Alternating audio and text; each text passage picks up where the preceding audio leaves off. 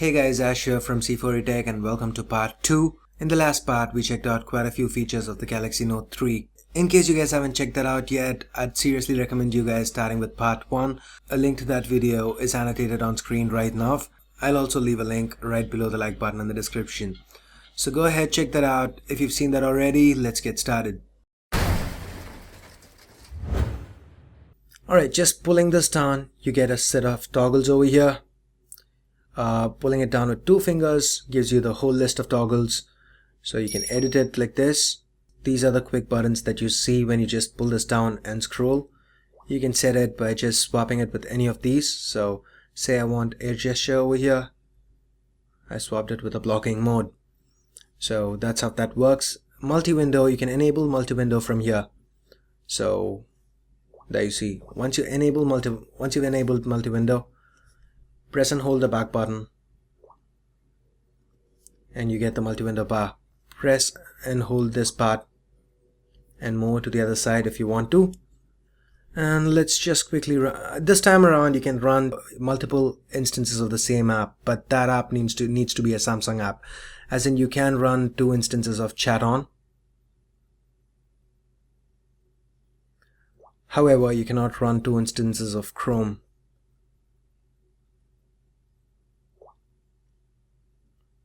Nope. Let's say you're someone who regularly listens to music while chatting with your buddies on Chat On.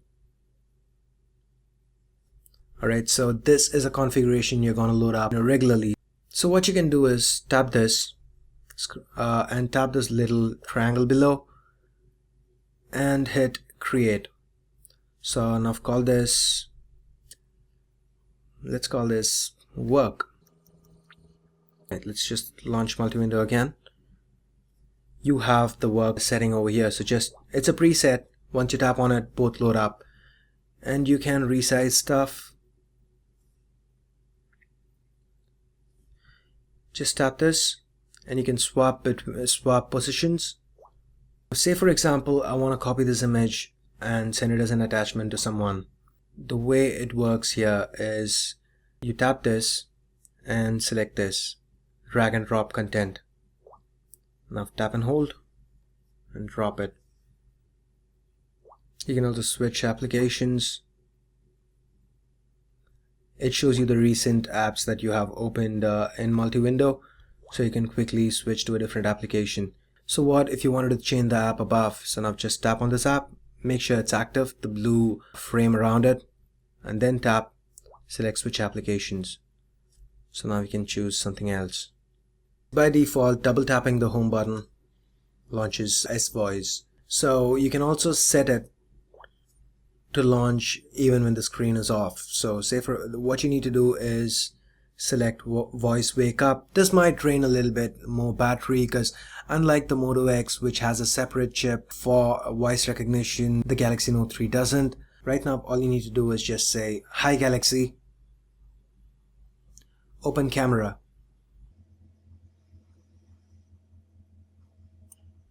Cheese, shoot, capture, record video. So these are voice commands that you can enable from here. Enabling voice commands lets you take pictures by saying these: smile, cheese, capture, shoot, record video by saying record video.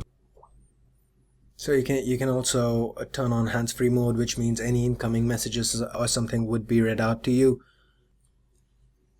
This is what you can say: call, text. You've got details over here on what you can say. And of going back. So guys, let's talk a little bit about the keyboard now. As you can see, I have the one-handed keyboard enabled. So to quickly switch, tap and hold this button over here and select this. You can switch to different layouts. So that's the normal layout. That's floating. Okay, returning back to normal.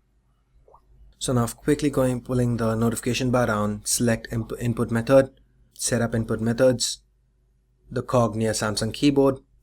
So over here you can select different options like autocorrect, predictive text that's displayed on top, automatic spacing, auto punctuations, Okay, keyboard swipe. You can either select it for cursor control or continuous input. So continuous input gives you a swipe-like experience. Cursor control, it just controls the cursor instead. Let's talk a little bit about the air gestures now. We've got 4: quick glance, air jump, air browse, and air call accept. This is quick glance. Just put your hands over the sensor with your display turned off and you get status information. You also get to decide what information is displayed. Air jump. This is a little bit weird. With air jump on the Galaxy S4, we were able to use it with the browser. We could use it to move icons between home screens, but over here with the Note 3, for some weird reason, it is supported only by the email. Alright. Even over here it says scroll web pages in screen size jumps, but it does not work. Now go into email. It works. It seems to be some compatibility issue or whatever. I expect the features found on the Galaxy S4 to make their way over to the Galaxy Note 3 in future firmware updates. And then you've got air browse. This works on the gallery, in the music app itself, music on the lock screen, the widget that shows up on the lock screen, and S Note. So this is how it works. Air call accept. Air view on the Galaxy Note 3 is available to use with both the S Pen and your finger. It's best to leave it in the auto mode. These are the pen options. Information preview we already saw from the gallery. Progress preview, we will get to it in a moment. Speed, this is speed dial preview. Just your speed dial contacts popping up. Icon labels. Anything you have, any icons, just hover over it and you get the label, the related label. So just like how the mouse over functionality works, that's how it is. List scrolling. So just hovering over here. Again, similar to the functionality of a mouse on a PC. Sound and haptic feedback, self-explanatory. Alright, progress preview. I'll talk about it when we get to the video player. With air view finger options, it's again pretty similar. Alright, let's now go to motion controls. Again guys, this is settings and the controls tab. So the first one is direct call. This is when you're looking at a contact, just pick the phone up and it'll dial the contact for you. Smart alert. Smart alert is in case you have some missed calls or messages. You pick up your phone with the display off. It vibrates a bit. It just lets you know that there is something you need to check. It's pretty handy. And then you have the tilt to zoom. So this requires 2 fingers. Alright, I really don't think this is something you're going to be using every day, but it's a cool feature to show off. And pan to browse an image. Turn over to mute or pause, so when you're getting a call, just turn it over, it mutes the call. Or say you're playing music, turn it over, it mutes the song. And then we have the palm motion controls. So with the palm motion controls, you can capture a screen, that is take a screenshot by swiping.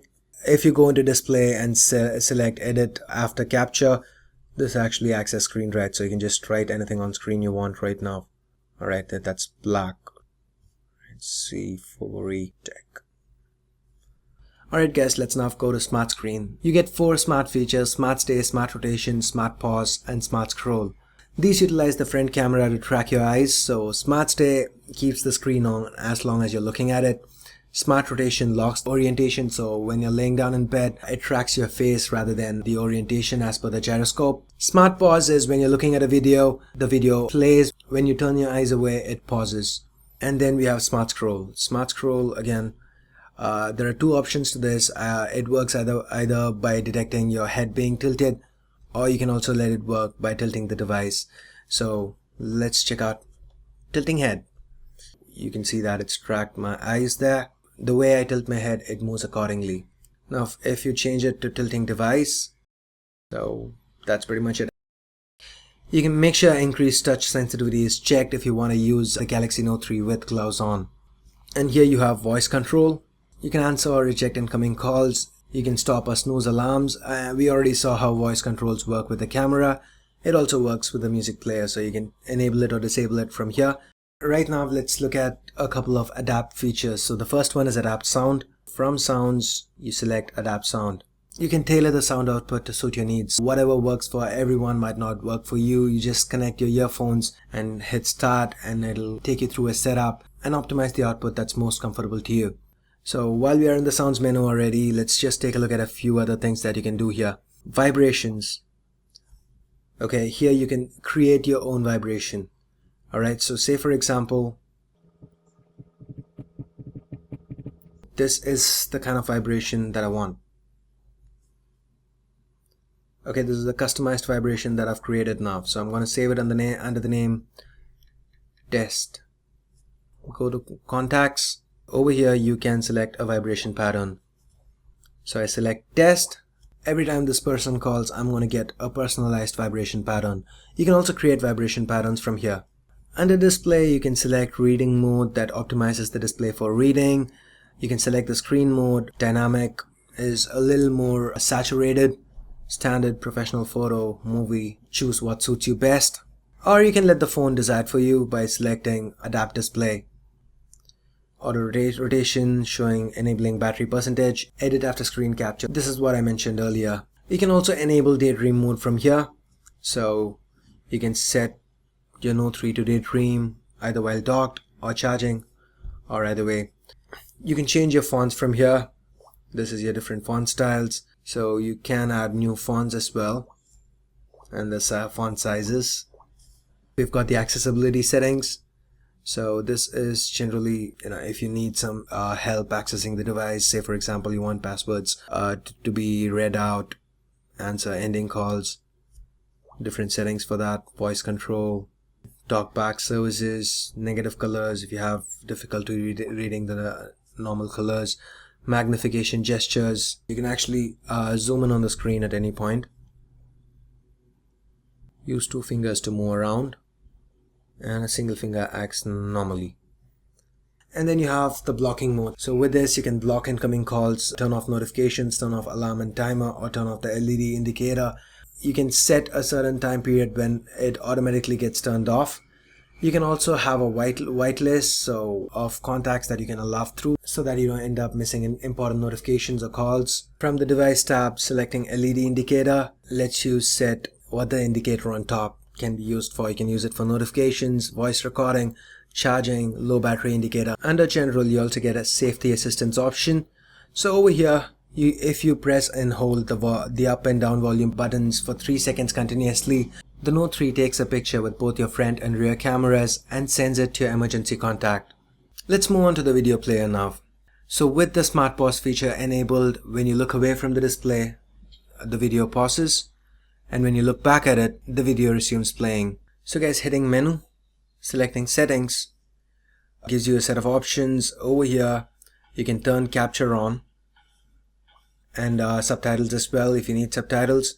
Turning capture on gives you a screenshot option, so you can take a snapshot of what's on screen. You can also move it frame by frame, pause the video, and then you can move it. Tapping on this gives you access to volume. Apart from this, you can also access the volume by just sliding on the right hand side of the screen.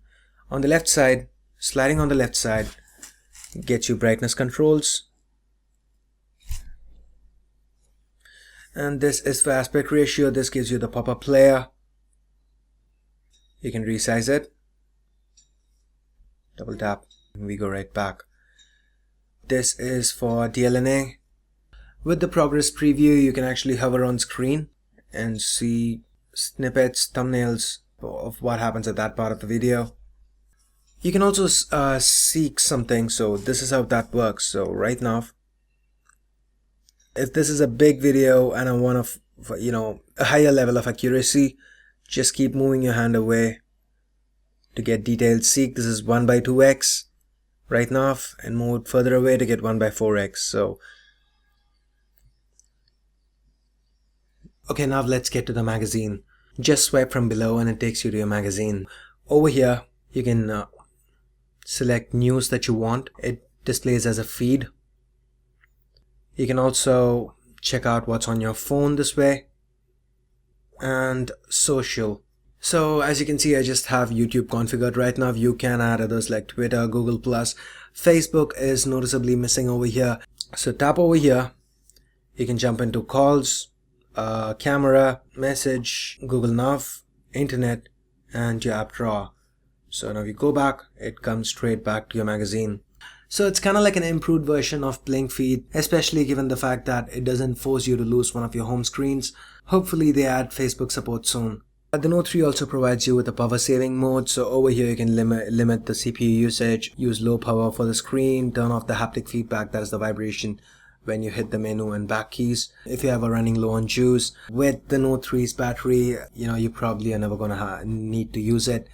But it is solid, it works really well because this has been there on Samsung devices for quite some time, and I've been using it on other devices for a couple of years now. I can attest to the fact that it works well. Alright, now we get to Samsung Knox. Samsung Knox is kind of separating your device into two. This is a secure mode, an encrypted secure mode. You do not get access to the Google Play Store over here, you just get a few safe apps, alright?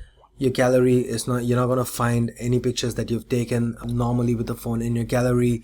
You can take pictures, whatever pictures you take when inside Knox, you're not going to find it outside Knox. You can set up separate email accounts over here. So this is basically something that you can end up using for work, something that's a lot more secure. So you can add extra functionality though. Go to Samsung Knox apps, and there are a few safe apps over here, so you can add these. So that is Samsung Knox. You turn off the phone, turn it back on, you come here, just drag it down, hit tap, that takes you to Knox. And guys, as you can see, there is no developer settings option over here, so go into about device, tap your build number 7 times, and you now enable developer options. So I guess that pretty much wraps up this video. Thanks a lot for watching, and if you guys liked it, don't forget to give me a thumbs up and hit the subscribe button below. And if you guys do have any video requests for me, or if you just want to stay updated on my latest videos and updates, feel free to hit me up on Facebook, Twitter, or Google+. The direct links to all my social networks can be found right below. So once again, that's pretty much it guys. Thanks a lot for watching, and I'll catch you in the next one. Till then, this is Ash here from C4E Tech signing off. You guys have a great day. Bye bye now.